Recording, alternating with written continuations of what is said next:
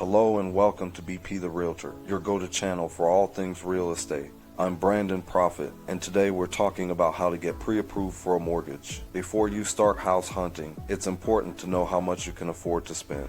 And that's where getting pre-approved for a mortgage comes in. It's a process that involves submitting your financial information to a lender, who then determines how much they're willing to lend you and at what interest rate. So, how do you get started? First, gather all your financial documents, such as pay stubs, tax returns, and bank statements. Next, shop around for lenders and compare their rates and terms. Once you've found a lender you like, fill out their application and provide all the necessary documentation.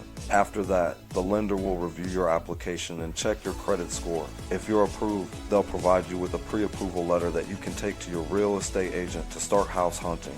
Remember, getting pre-approved for a mortgage is a crucial step in the home buying process. It shows sellers that you're serious and gives you a competitive edge in a hot housing market. If you found this video helpful, don't forget to give it a thumbs up and subscribe to our channel for more real estate tips. And be sure to click the link in the description for free home buyer's guides. Thanks for watching, and we'll see you next time on BP the Realtor.